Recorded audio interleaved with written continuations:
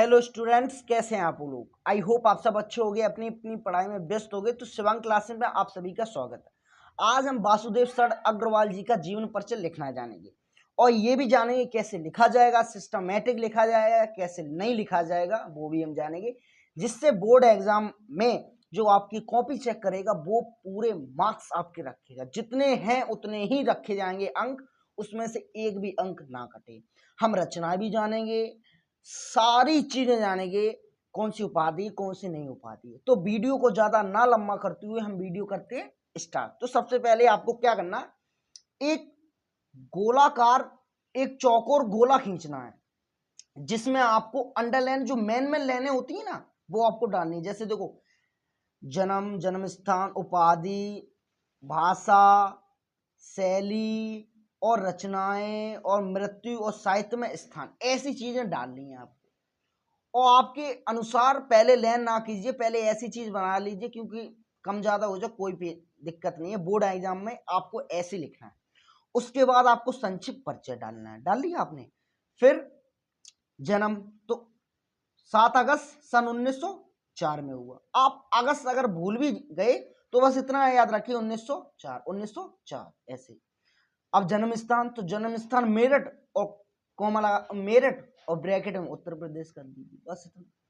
उसके बाद अब आ जाते हैं उपाधि। तो पीएच डी और डिलीट, इनकी दो उपाधि थी। पीएच जो पीएचडी है इन्हें किसने मिले, इन्हें विषमयानुकूल जो एक भारत शोध था, अभी आगे आगे आपको मिलेगा, उसमें इन्हें ये उपाधि मिली थी। अब भाषा की बात करें तो भाषा विषय अनुकूल, प्रौढ़ और परिमार्जित खड़ी बोली इनकी भाषा है, ठीक है ना। और शैली की बात करें तो देखो, विचारात्मक, गवेषणात्मक, व्याख्यात्मक, ये इनकी क्या है, शैली। अब हम बात करते हैं रचनाएं की। तो रचनाओं की हम बात करें, रचनाएं कौन कौन सी हैं इनकी। रचनाएं हैं इनकी पृथ्वी पुत्र, भारत की एकता, कल्पवृक्ष, माता भूमि और बागधारा। अब मृत्यु की बात करें, आपको ऐसे लिखना है सिस्टम बाय सिस्टम, और कुछ नहीं करें। मृत्यु की बात करें तो 27 जुलाई सन 1967 ईस्वी में। आप अगर ये जुलाई और ये हटा भी दें तो बस इतना याद रखिए, 1967 में। साहित्य में स्थान, तो साहित्य में स्थान था इनका निबंध कारक थे, ये टीकाकारक और साहित्य ग्रंथों के कुशल संपादक के रूप में ख्याति थे, या माने माना जाता था इनको। इतना काम होने के बाद फिर आपको जीवन परिचय लिखना है। जीवन परिचय और साहित्य परिचय। जीवन परिचय देखो, जीवन परिचय आपको ज्यादा नहीं लिखना है, जैसे इसमें ज्यादा लंबा लिखा, ज्यादा नहीं, जो मेन हेडिंग है वो ही आपको लिखनी है। इसमें ज्यादा लंबा लिख गया हमसे, पर कोई नहीं, आपको लंबा लिख दो तो और जितनी कॉपी भर जाएगी आपके लिए उतना और अच्छा है। बस 80 शब्द या 100 शब्दों में लिखना होता है जीवन परिचय।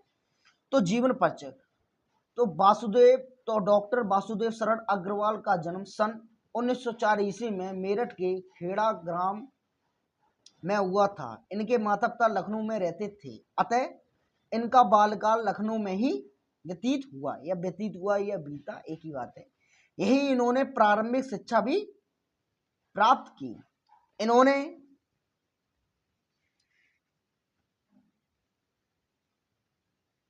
इन्होंने काशी हिंदू विश्वविद्यालय से एमए की परीक्षा उत्तीर्ण की। लखनऊ विश्वविद्यालय ने पाणिनि कालीन, मैंने क्या बोला था, ये इनमें अंडरलाइन कर दो या काली मतलब काले पेन से बीच में लिख दो, जिससे एग्जामिनर की डायरेक्ट नजर मेन टॉपिक पे चली जाए, आपको पूरा नंबर देके वो आगे बढ़ जाए।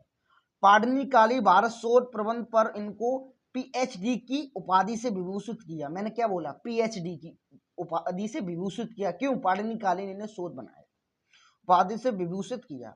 यहीं से इन्होंने डिलीट की उपाधि भी प्राप्त की, वहीं से इन्होंने डिलीट की भी उपाधि प्राप्त की थी। कहां से की थी, लखनऊ से उपाधि भी प्राप्त की। इन्होंने पाली संस्कृति, अंग्रेजी आदि भाषा तथा प्राचीन भारतीय संस्कृति और पुरातत्व का गहन या गहरा, गहन हो सकता है या गहरा अध्ययन किया, और इन क्षेत्रों में उच्च कोटि के विद्वान माने जाने, उच्च कोटि माने समझे सबसे ज्यादा इनकी प्रसिद्ध हो गए थे, इन क्षेत्रों में विद्वान माने जाने लगे। अब आगे देखते हैं हम। अब इनका साहित्य पढ़ रहे हैं। साहित्य में भी हम जानेंगे कैसे साहित्य है। साहित्य को मैंने जो भी साहित्य है, जीवन परिचय, पहले आपको देखो, आपको सबसे पहले एक गोलाकार या चौकोर टाइप का बनाना है जिसमें आपको उनकी मेन हेडिंग डालनी है। उसके बाद आपको जीवन परिचय लिखना है उनका, माने थोड़ा परिचय लिख दो। उसके बाद साहित्य परिचय। साहित्य परिचय के बाद फिर मैं आगे बताऊंगा उनकी रचनाएं क्या हैं, क्या क्या टॉपिक। देखो साहित्य परिचय में क्या होगा। साहित्य परिचय: डॉक्टर अग्रवाल लखनऊ और मथुरा के पुरातत्व संग्रहालयों में निरीक्षक, केंद्रीय पुरातत्व विभाग की संचालक और राष्ट्रीय संग्रहालय दिल्ली के अध्यक्ष रहे। कुछ काल तक वे काशी हिंदू विश्वविद्यालय में इंडोलॉजी विभाग, आगे देखते हैं,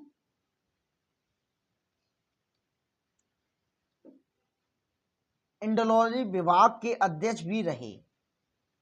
ठीक है।